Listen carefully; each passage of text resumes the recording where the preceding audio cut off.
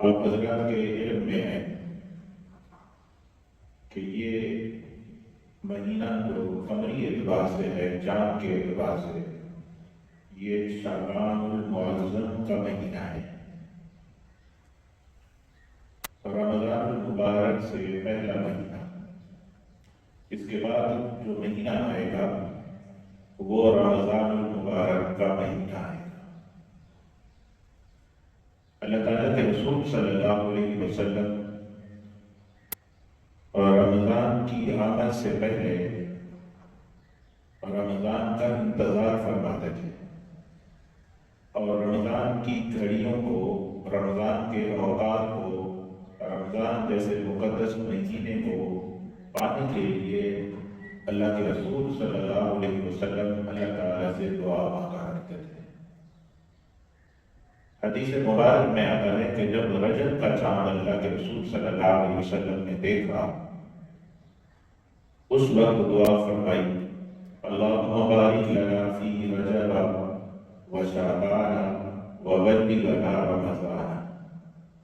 اے اللہ، ہمارے اس رجب اور شعبان کے مہینے میں برکتیں عطا فرما اور ہمیں رمضان کے مہینے تک پہنچا دے۔ تو رمضان کو پانے کے لیے اللہ کے رسول صلی اللہ علیہ وسلم نے دعائیں کی۔ ہم امت کے لیے بھی یہ سنت ہے کہ جب ہم رجب کا چاند دیکھیں اور رجب کے چاند سے لے کر رمضان تک ہر وقت ہم یہ دعا کرتے رہیں، اللہم بلغنا رمضان، اللہم بلغنا رمضان، اللہم بلغنا رمضان۔ دل کے اندر محبت رکھیں گے، طلب رکھیں گے، اللہ رب العزت رمضان کی دولتیں نصیب فرمائیں گے، رمضان کی گھڑیاں ملیں گی۔ اللہ تعالیٰ ہم سب کو ان دعاؤں کا اہتمام کرنے کی توفیق عطا فرمائے۔ شعبان کا مہینہ ہے اور غالباً آج 10 تاریخ ہے، 20 دن تقریباً باقی ہیں اس مہینے کے۔ تو اللہ کے رسول صلی اللہ علیہ وسلم نے، جیسا کہ میں نے عرض کیا، رجب سے انتظار فرماتے تھے رمضان کا، اور جب شعبان کا مہینہ شروع ہوتا تھا تو اللہ کے رسول صلی اللہ علیہ وسلم رمضان سے پہلے روزے شروع فرما دیتے تھے۔ رمضان میں چونکہ روزہ فرض ہے، اللہ تعالیٰ نے حکم دیا ہے، کتب علیکم الصیام کما کتب علی الذین من قبلکم لعلکم تتقون۔ تو اللہ کے رسول صلی اللہ علیہ وسلم شعبان میں روزے رکھنا شروع فرما دیتے تھے۔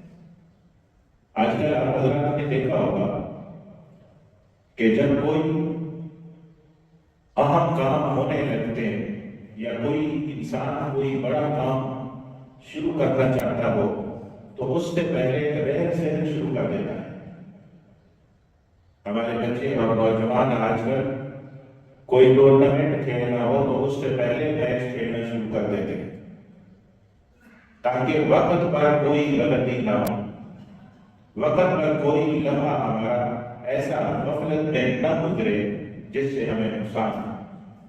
اس سے پہلے تیاری، اس سے پہلے ٹریننگ اور فٹنس، اپنے آپ کو تیار کرنا عام کام کے لیے۔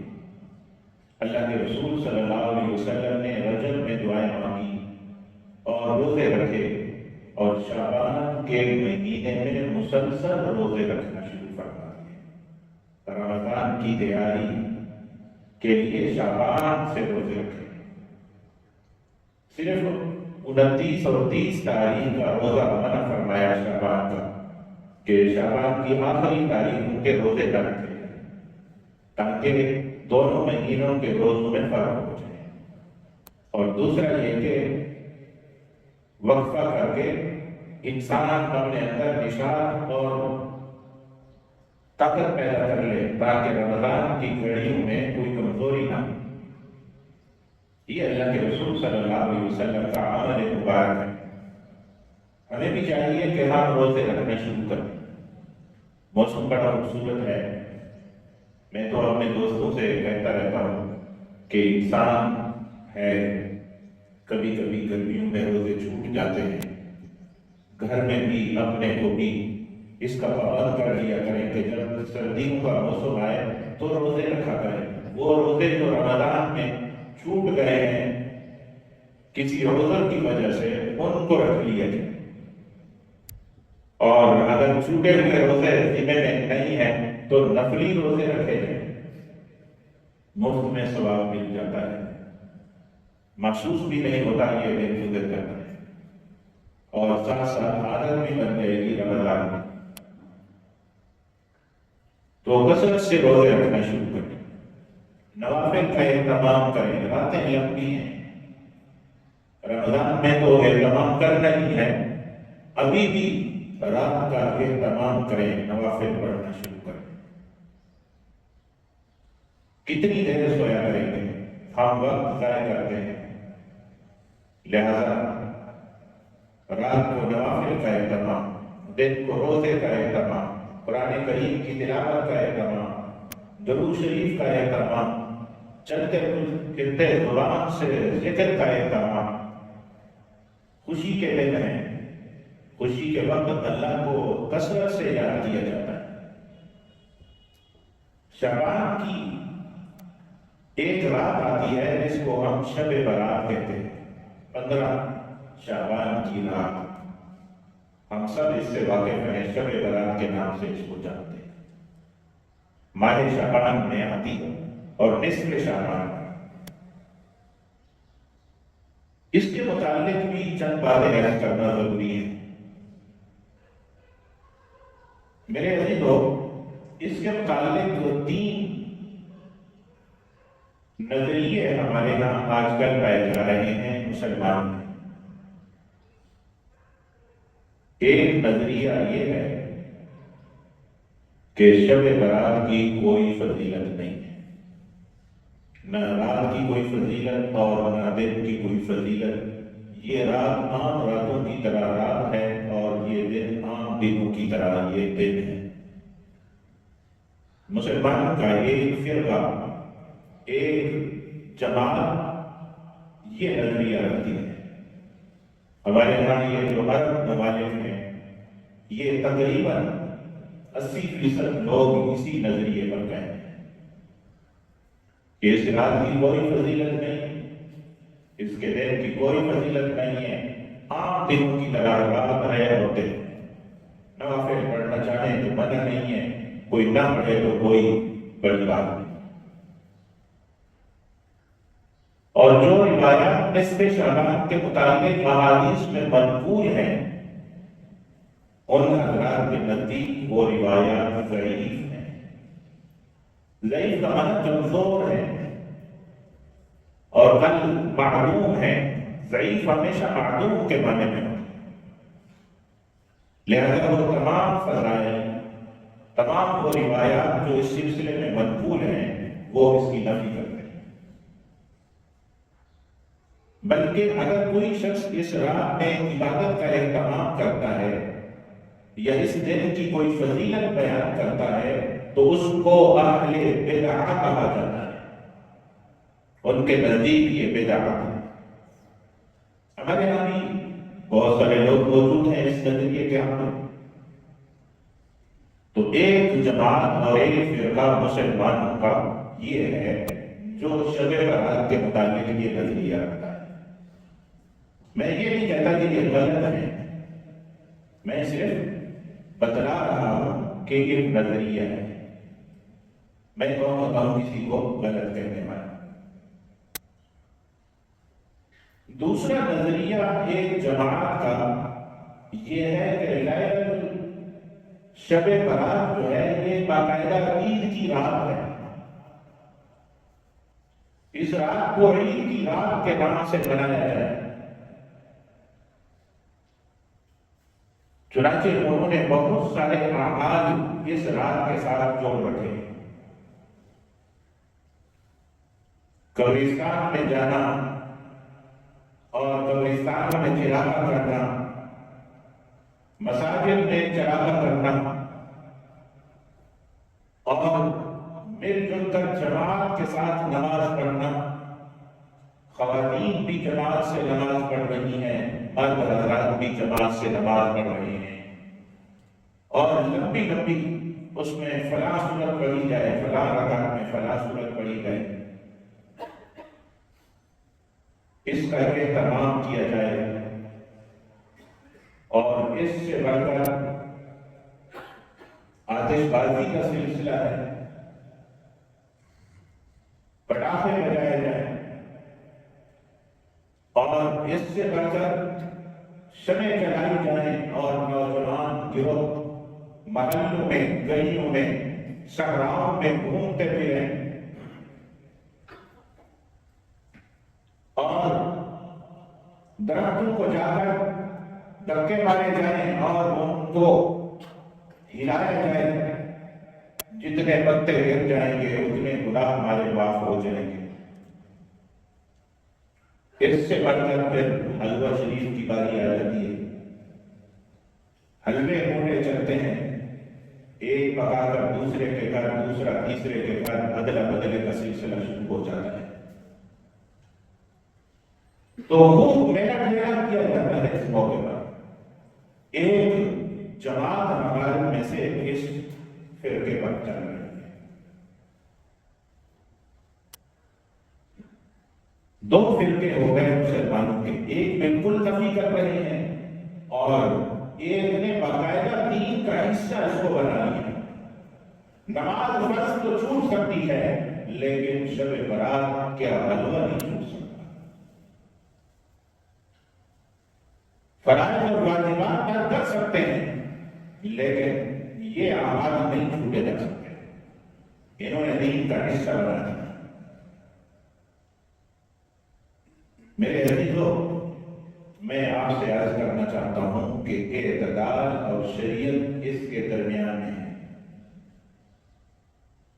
کہ نہ تو بالکل ان اعمال کی نفی کی جائے کہ یہاں تک کہ کہہ دیا جائے کہ شب برات کی کوئی حیثیت ہی نہیں ہے اور کوئی فضیلت نہیں ہے، کوئی عمل نہیں ہے مشروع اور مقبول، اور کوئی حدیث نہیں ہے اور ہے تو وہ ضعیف ہے، اور نہ اس طرح کیا جائے جیسا کہ میں نے عرض کیا کہ حلوے پکا رہے ہیں، پٹاخے بجا رہے ہیں اور چراغاں ہو رہا ہے اور میلہ ٹھیلا لگا ہوا ہے، اختلاط ہو رہا ہے مرد و زن کا، دعوتیں چل رہی ہیں، یہ طریقہ بھی درست نہیں ہے۔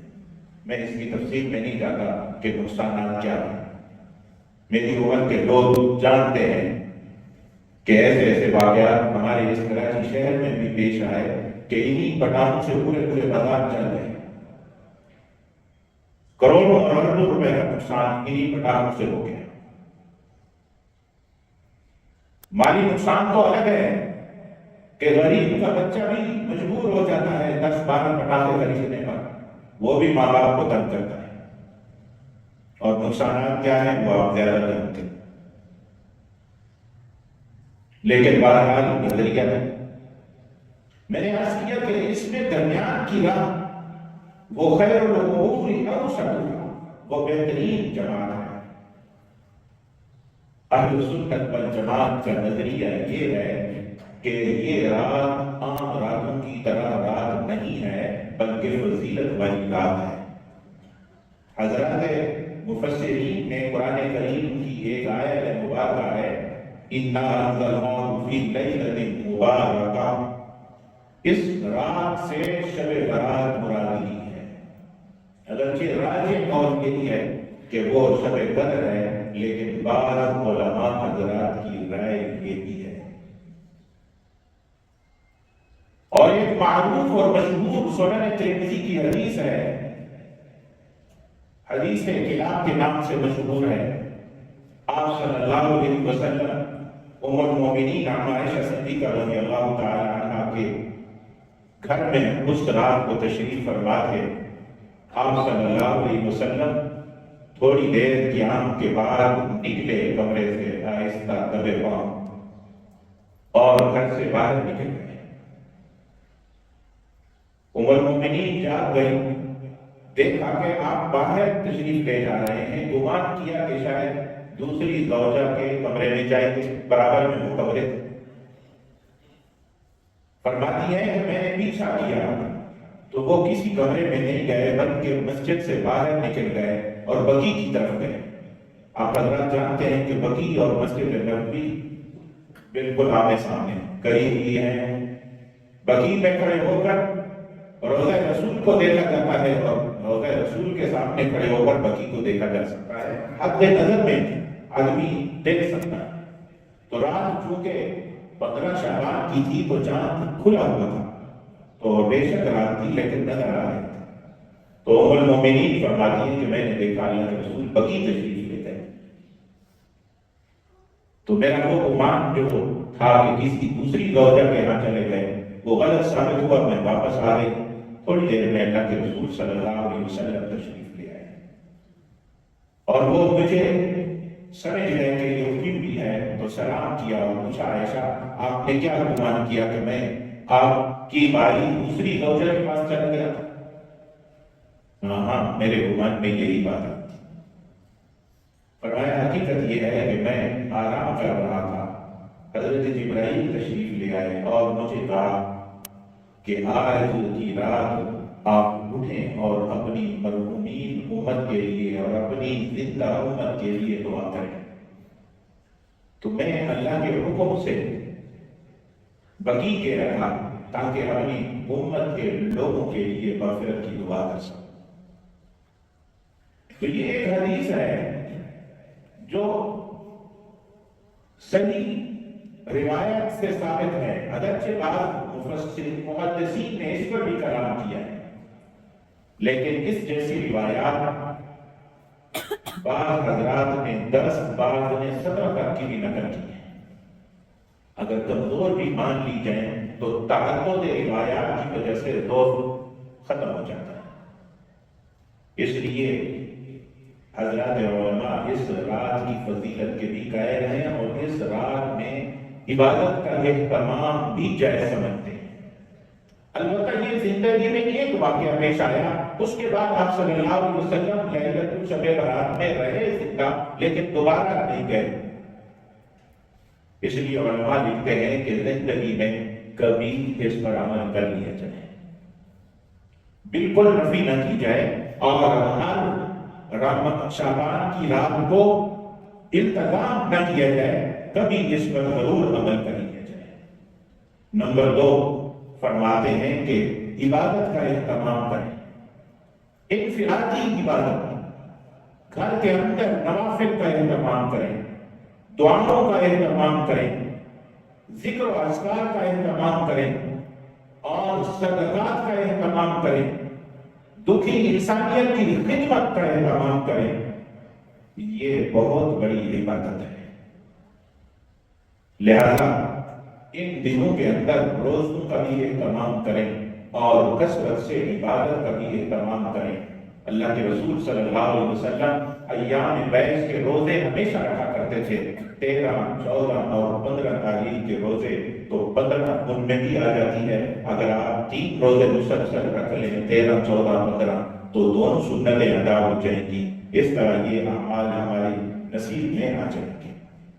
میرے عزیزو، اللہ رب العزت ہمیں آپ صلی اللہ علیہ وسلم کی سنت کے مطابق زندگی گزارنے کی توفیق عطا فرمائے۔ وآخر